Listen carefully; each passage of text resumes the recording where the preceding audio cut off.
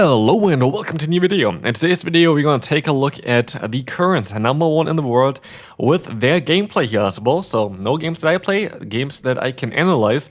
And the current #1 in the world is also my brother. So shout out to you, Zzweilous, currently at 3,280 points.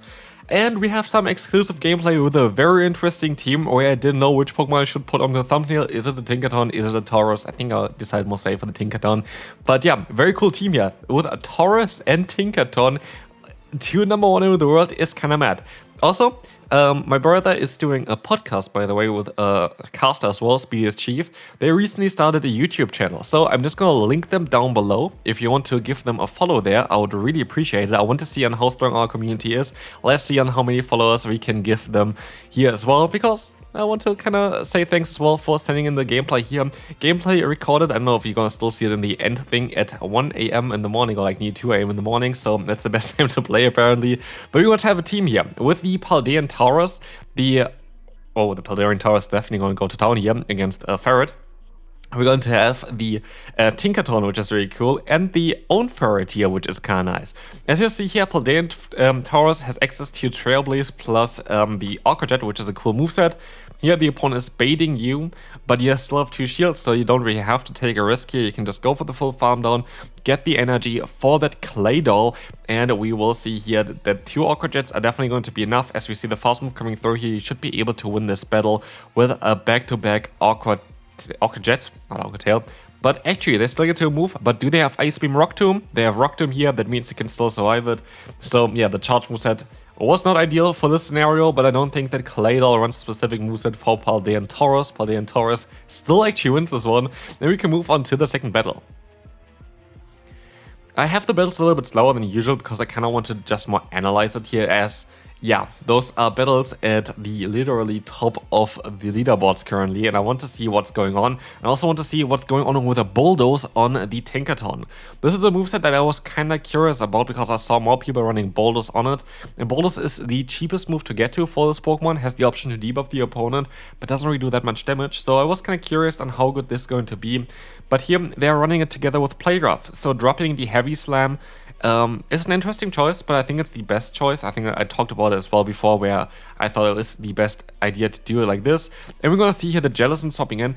I could see that they knew already the team from the opponent. This is a thing as well. A lot of times players in this kind of elo range know already what they're going to go up against because they always battle the same players. And so yeah, here against Malamar, we're still gonna see a shield coming up, of course, against the Tauras. They could have farmed you down most likely, but they decided to go for a charge move, which is in your best interest to let the move go through, as you will have still your Ferret, which is going to be a hard wall to the Jellicent. You have the shields here still to go for against like the superpowers, but we can also just catch the moves. Foul play here. Even though it's not a superpower, it doesn't really matter too much because he's still going to be able to use the shield now, get the energy, get the Trailblaze in, and have super effective coverage against the Jellicent with both the fast moves as well as the charge move here. And as I decide to swap out of here, you're also going to be able to do then some more buffed, what's called Sucker Punch damage against them later on. I do think that you let the move go through here and just farm on the Jellicent. They should not be able to get to another Surf in time. And with that, oh, they actually do get to another Surf, so you have to use a shield here. And now it might be even better for you to go for a Trailblaze now. You don't? Okay, you're gonna go for the full farm down, thinking that you do get the farm down done anyway. Exactly, it's gonna be fine. But you could have also went for a Trailblaze there then and just had the attack boost already for the Malamar afterwards. Anyway, doesn't really matter. Icelandic Lapras is going to be next here, which is going... Ooh, they're going to run the Guzzlord, which definitely doesn't want to face your lead. And we will see here also Ferret against the opponent's Golisopod, and that's going to be a very good matchup for Ferret, as we also see here the attack boost coming through with the Trailblaze. This is going to be quite nice because it's gonna kind of push the opponent into a position where they cannot really do anything. You can't even let the move go through, and this Ferret is going to be able to take another Aqua Jet, realign themselves, also have energy, also be boosted, and do a lot of damage against the incoming Guzzlord. Guzzlord doesn't really have play against this team. Like, of course, against Ferret, I guess it's the best Pokemon, but even here against the Tauras, you're gonna be fine. And you have Tauras against the Blastoise. If the opponent is running the Ice Beam moveset, it's gonna be a game over already. But even with Skull Bash, I don't think there's a way of them winning, and they realize it as well, forfeiting the battle, and we can move on to the next opponent here. What is also really cool here, of course, is that we see teams that are currently run in the higher up elo range as well. So like even if this is not a team that you can build because of like the tauras or whatever, the opponent's teams are all like proven to be good because they're all teams that people run literally at the top of the leaderboards. So Lapras here against the Tinkaton, you can take a hit here. Tinkaton is quite bulky, and I wonder what kind of AVs he has. I could have asked him as well, but like at this point, I just want to get the video done, to be fair. They, of course, here sent in the battles through WhatsApp, not the form that you see in every video description, so I didn't have the IVs here. But it's gonna be fine still for it. I'm going to be able to do some nice damage here, and even against the Dragonite, which they're gonna get out here now. A Swift is gonna do a ton of damage thanks to the Trailblaze, thanks to being stabbed, thanks to being, yeah, a one-shot against the Dragonite. It's going to be a very nice matchup for you, and we have the Toxapex, and here, I guess, is one of the reasons why you want to run Bulldoze on your Tinkaton, I assume, because Tinkaton now is going to be able to do super effective damage against you, which if you would run the Steel and Fairy type moves, it would be all resisted, and you even get the defense drop straight away, and you need to keep your Tinkaton alive because this is your answer for Toxapex. But even at this point, the opponent is kind of in a position where you could even let the move go through. Or you use a shield here against Sparkling Area, fine as well, you can still go for another Bulldoze. But even your Tauros still in the back has some potential, thanks to Trailblaze being neutral against the opponent's Pokemon. You kind of want to catch the move here, you couldn't swap out in time, but I still think you should be fine, because Toxapex is not really that healthy anymore. I think you're gonna be fine just going for Trailblaze. It's not going to knock them out yet, but I think you have to catch the move. I think that's what... Oh, they try to go for double Aqua Jet. They don't go for the Trailblaze. They know what they're doing. That's a stab move, and they get to 2 faster, and this is the way to win, I guess. I wonder if a Trailblaze would have allowed you to also win this with just one of them, and then basically get the fast move pressure in, but this is definitely the way to go. And yeah, again, you see, like, maybe for a lot of those times here where you don't see the obvious play, and there's a different play that might be better in those situations, and that's why I really like to analyze the higher up gameplay here. Also, I kind of still have to hit Legend.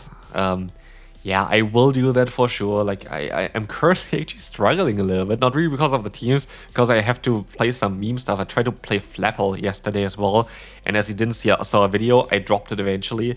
Yeah, I didn't win, I think, a single battle with Flapple in the Go Battle League, and so maybe I should focus a little bit more on trying to Legend. But I have a different team that I'm mostly going to showcase tomorrow that I went crazy positive today, where I think I did like 5 sets with this team, and I don't know, I think I went like 19-6 or something with it, so you're definitely gonna be stay tuned for this one. I want to kind of focus more now on climbing teams as well on this channel, so definitely stay tuned for this. Subscribe to the channel, by the way, if you haven't had that done yet, would really appreciate it.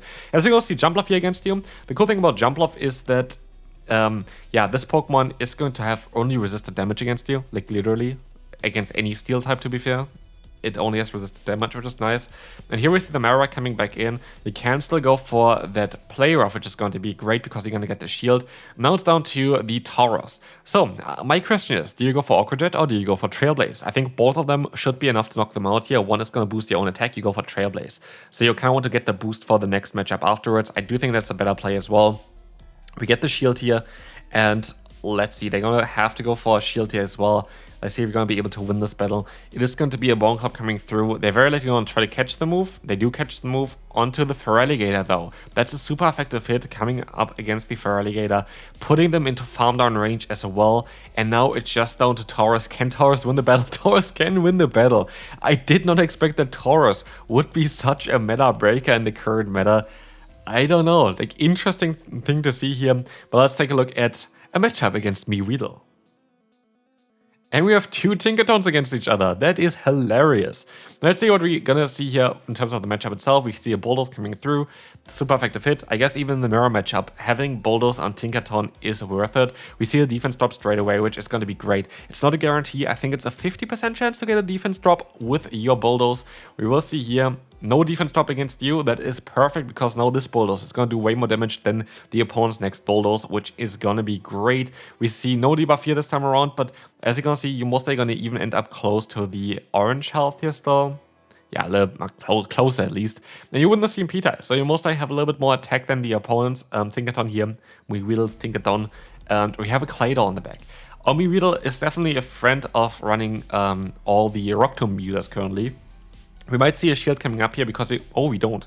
We just take the Rock Tomb, I could see maybe a Credilli in the back or something, but they gonna go for the Trailblaze here. Maybe they know the team already though as well, and know on how to position themselves. This could be also the case here, as again, like you battle kind of the same players all the entire time when you're up there. And as you see, well, you might let the move go through straight, yeah, just go into the tauras, hope the tauras wins. If it's Credilli in the back, which I saw a team before, it's going to be Lostheart in the back. That is not great, but it's playable. You have the shield advantage, and I think you resist all the charge moves anyway with tauras. But what you can go is like one fast move Trailblaze. That's kind of the standard strategy here, trying to have the perfect amount of energy and don't give the opponent any chance of getting free energy. And we see another shield coming up.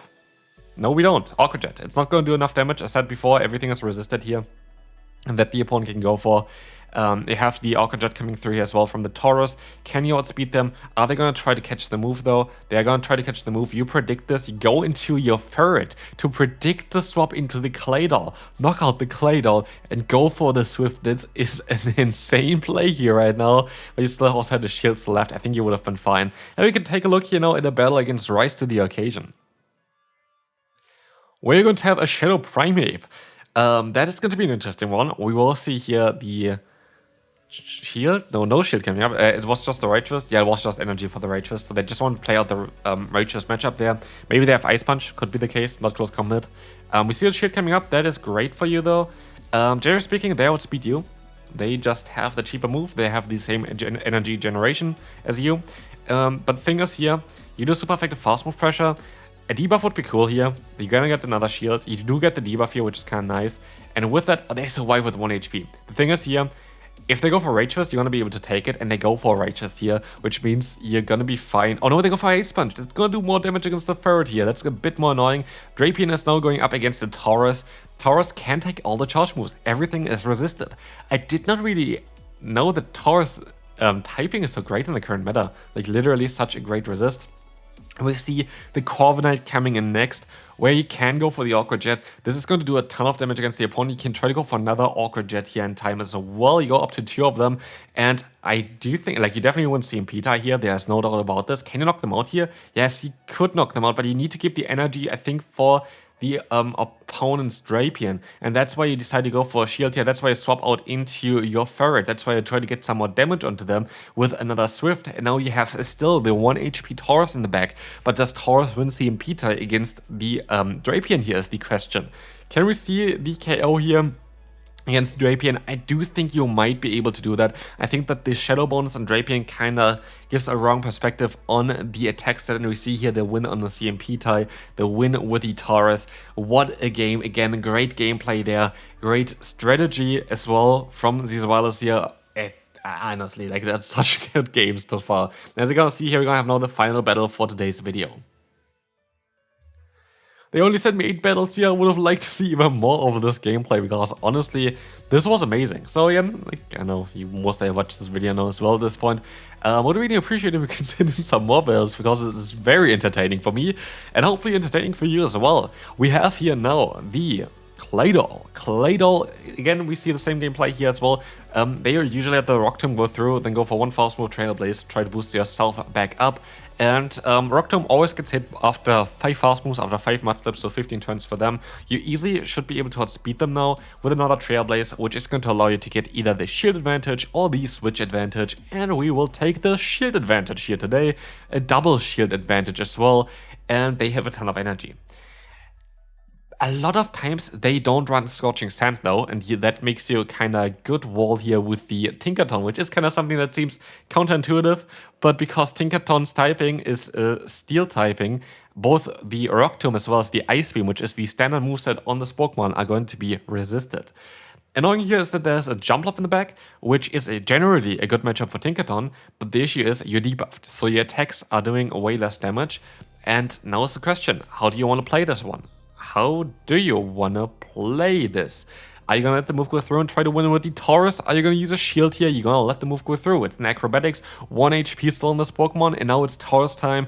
Tauras should be able to knock out the opponent's Jump Off no matter what charge move you are going to go for. And Aerial Ace, of course, going to get shielded. You're going to go for the Aqua Jet, knocking them out. And this should be kind of it. This should be kind of it for this Pokemon. And in the back, it's just going to be the Drapion. You should have got a free fast movement, which you didn't, which is annoying. but it doesn't really matter as the crunch is coming through and you can still reach another Aqua Jet in time. Tauras typing seems so overpowered so far. And yeah, this is going to be it for this gameplay. Thanks so much for sending this in. Again, there's going to be a link to their podcast down below. And also there's a wild rookie nearby. That's cool to know. And that's going to be it for this video. Hope you enjoyed. If you did, feel free to leave a like. And I will see you then. Bye bye.